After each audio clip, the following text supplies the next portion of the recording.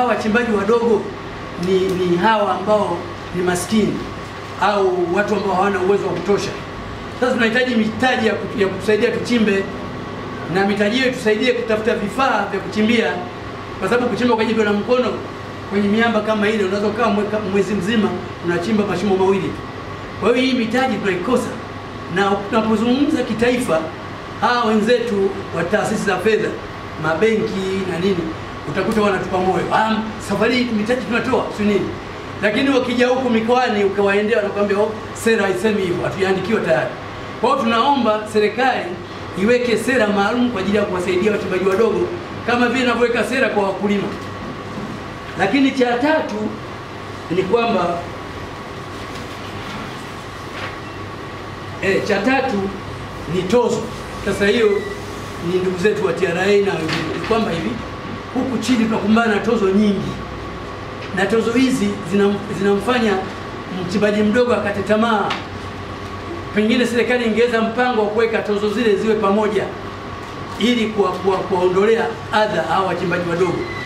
Kwa mfano, nikupe mfano mmoja. Morogoro kwenye madini kwanza tuna ofisi ya madini, lakini pia tuna watu wa bonde wa Miruvu, tuna watu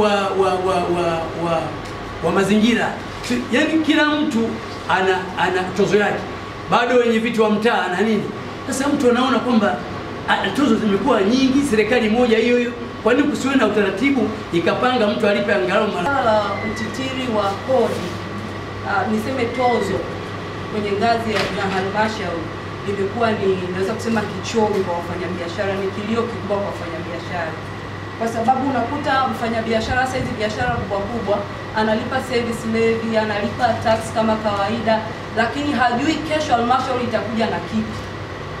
Kwa mfano, unapoesha service levy, tulikuwa tuna dodoso tunafanya kwa wafanyabiashara wetu, hawaoni link ya hiyo tozo ya huduma na huduma anaopewa, kwa sababu bado anakuja kulipa taka na huduma zingine zote analipia separate, lakini bado anatakiwa alipe service levy.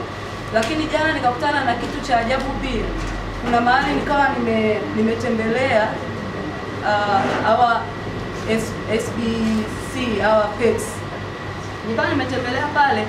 Katika moja kati ya changamoto zao wakasema saizi kuna tozo mpya imetoka halmashauri kwamba kila gari linapotoka, ya magari yao na usafiri yanayo distribute soda, linapotoka tu kwanza hiyo shughuli inatakiwa lipe 20,000 kwa siku. Sasa ukiangalia yule ana mchango gani kwenye kodi, analipa kiasi gani, service levy analipa kiasi gani, lakini asubuhi ameamka amekutana na hicho na hawajui kesho halmashauri itakuja na kitu gani. Kuna maeneo ambayo badala ya sisi kupromote watu kuformalize biashara, bahati mbaya tuna promote informality. Na nashukuru meneja wa TRA yuko. Ukiregister kampuni leo kwa mujibu wa sheria, na anajua TRA wanatekeleza pia kwa mujibu wa sheria, unaporegister kampuni yako, ile namba unayopata BRELA ndio TIN namba yako.